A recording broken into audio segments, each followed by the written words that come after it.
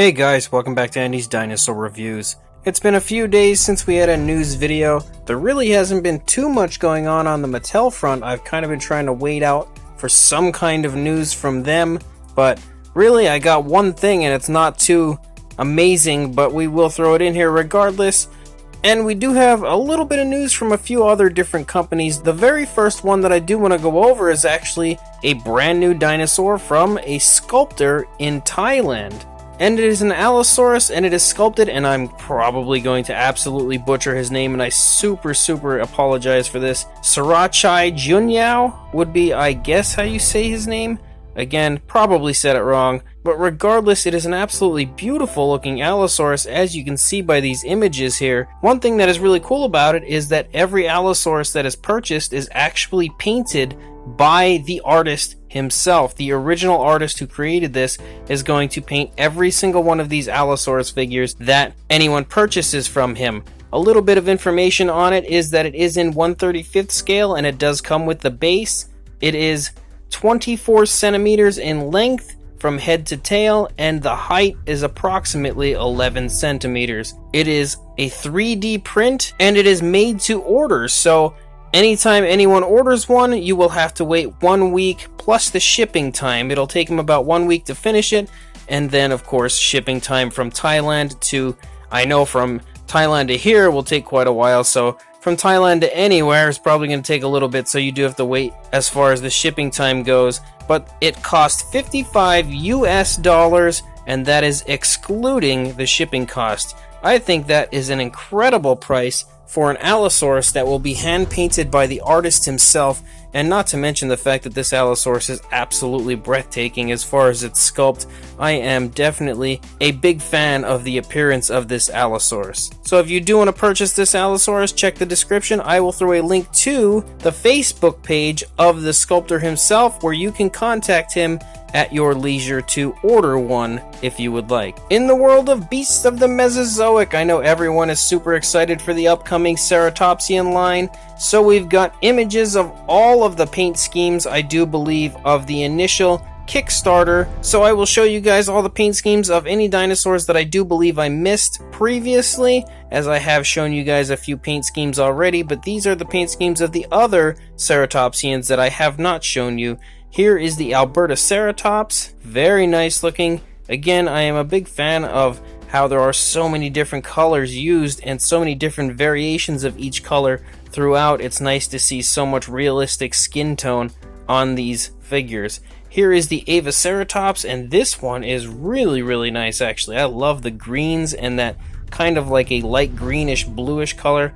Everything on this one just really looks beautiful, and I can't wait to see what this one actually looks like when it comes to the prototype or the finished product in general. Really like that color scheme. Here is the Chasmosaurus. Again, very nice. I love yellow on my dinosaurs. I don't know why. Never have understood it, but I really think it just gives dinosaurs such a beautiful and flashy look, so that one's definitely very nice looking. Here is the Diabloceratops. Again, very cool. Lots of red. Considering the name Devil Horned Face, a nice little red devilish look. Very nice paint scheme. I love the way they've done that. Here's the Ionosaurus. Again, a very nice paint scheme. Very realistic looking. I like the grays and the blacks and everything all over. Again, you can't really tell for sure how nice these figures will look until the paint applications are actually applied to the prototypes, but as of these images, I think they all look really beautiful. Here is the Cosmoceratops. Very nice yet again. I don't think there's a single paint scheme in any of these that I could say looks bad, and that again shows you just how good David Silva is at what he does. Here is the Medusaceratops. Very nice again, throwing in some yellow and some purples and everything. It really just has such a beautiful, majestic look. Definitely another one that I'm a big fan of. And here is the Nasutoceratops. I'm really excited for this, as I love this ceratopsian. And again, the paint scheme, as always, looks beautiful. Shocker there. Very nice use again of some yellows, tugging right at my heartstrings as far as how nice they look. Here is the Pachyrhinosaurus with a very reddish type of a look, which I think will look quite interesting when we do see the prototype, but I really like this one as well. Beautiful looking Pachyrhinosaurus. Here is the Protoceratops. with quite the flashy, striking paint scheme himself. I love Protoceratops, so I'm going to love a David Silva version. And of course the paint scheme looks very realistic yet again. Surprise, surprise. And here is the Psittacosaurus. Very cool. So many different variations of color included in this one. It kind of looks like there's some blues and purples and reds and blacks and all kinds of stuff. Light whites and everything. Very nice, and I love the fact that it's got those quills at the end of the tail. Makes it look super flashy. And here is the Regloceratops. Another very reddish, but at the same time it looks to have some like purple and pinkish type colors throughout. Very flashy, very striking, but again, it looks to be applied in a very realistic way. Hopefully that will shine through onto the actual figure. Here is the Sinoceratops, which just has a really crazy looking paint scheme, but I really like the white on the face with the black striping.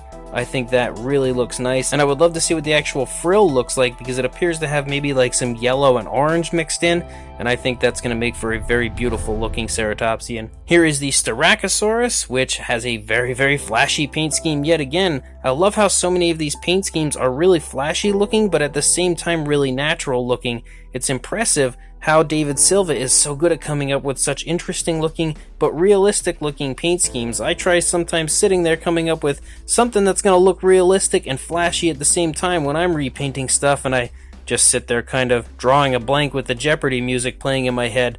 But David Silva seems to continuously be just nailing these. And here is the Torosaurus, which is really, really beautiful. I love what appears to be kind of like a circular design up there on the frill, and the entire thing with those blues is just really beautiful and just breathtaking. This is probably one of my favorite looking paint schemes out of the whole bunch. And then we've got a subadult Triceratops, which also looks very nice. Much darker than a lot of the other ones as far as the paint scheme, but I really think it looks very nice and realistic as well. And then we've got the adult version of the Triceratops with an absolutely spectacular looking paint scheme. There is just so much going on with the paint schemes of these figures that I just can't even begin to comment on it. It's going to be such a beautiful group of figures, and I'm going to have a hard time not wanting to buy each and every one of these figures because they're just so nice. And I love the fact that the subadult was kind of a darker coloration, hence the reason it would be a darker color is for the fact that it would be hiding from predators and stuff growing up, but then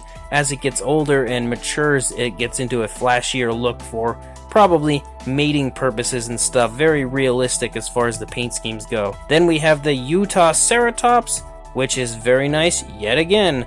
Beautiful use of reds and blues and everything. Definitely really like that paint scheme as well. Then we've got the Wendiceratops, which I may have actually shown you guys before, but regardless, we're throwing it in this video anyway, just because it looks so beautiful. Nice use once again of some yellows, which again is pulling at my heartstrings. Then we've got the Xenoceratops, which has such a cool look to it as far as the way the stripes are on like the stomach region and everything. Very, very striking. Again, such a flashy paint scheme. And then we have the Zuniceratops with yet another very cool, very flashy, but potentially realistic looking paint scheme, which I'm not going to lie to you guys, I just absolutely cannot wait to see all of these figures, and when they start to paint the prototypes, I am going to be very interested in seeing what these paint schemes look like on the actual figures.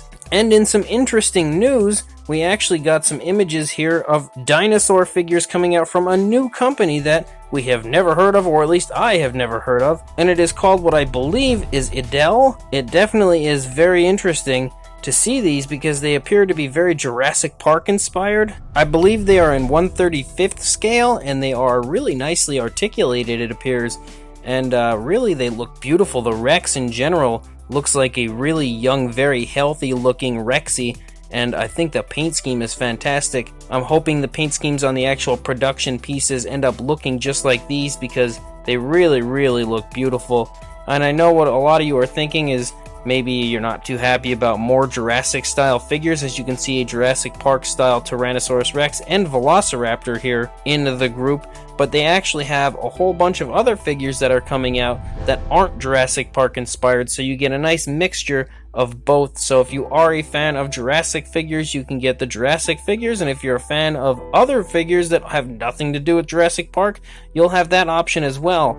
There's not too much as far as price or any type of information other than that going on right now that we know of, but when I do get more information, I will be sure to pass that along to you guys right away. Here are a few new images from Rebor, just showing you the new Stegosaurus and how the neck and the tail will be posable, as similar to the two Tyrannosaurus Rex figures that they've come out with, where they have bendable tails and you can pose them in different directions, and the Ankylosaurus actually has the same deal, along with actually the V-Rex that Rebor had come out with. But you can see that it's basically showing you can turn the head and the tail whatever direction you would like. I think that is just beyond words awesome, and even though it's not the most up-to-date sculpt as far as the Stegosaurus goes, this is my favorite look of Stegosaurus as far as what it's looked like throughout all the different years that we've been changing the look of the Stegosaurus, and I think this is going to be just absolutely incredible when they finally do release this. As far as Mattel goes, the only thing that we really have for Mattel is the fact that we are going to be getting a Dino Rivals Attack Pack Dimorphodon. So we will be getting yet another Dimorphodon, as you can see from this image here showing the BrickSeek page that is now available for it. No other information is available currently as far as price or what it's going to look like or anything, but it is nice to know that we will be getting yet another Dimorphodon for the Jurassic World Dino Rivals line. I would assume that that one might be one that will come with the Mononychus, which was conveniently missing from the last wave of Attack Pack figures.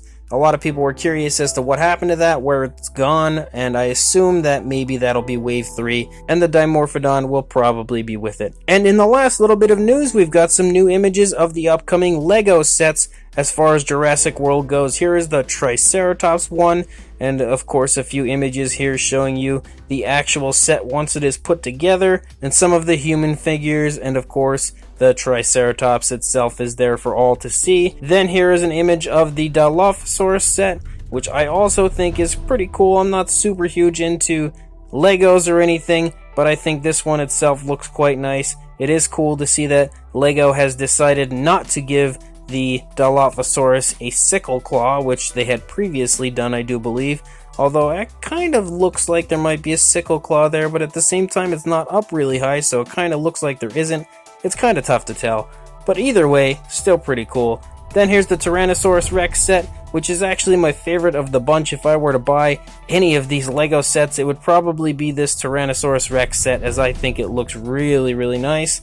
And there is also the Baryonyx set, which unfortunately the Baryonyx does have the sickle claw that we just spoke of previously, but the set does still look really quite cool. I think the Baryonyx itself, aside from that sickle claw, looks quite interesting for being a Lego figure. So that's all the news I have currently for you guys. When more news comes out, I'll be sure to send it your way. Until then, please like, comment, and subscribe, and I will see you in the next video.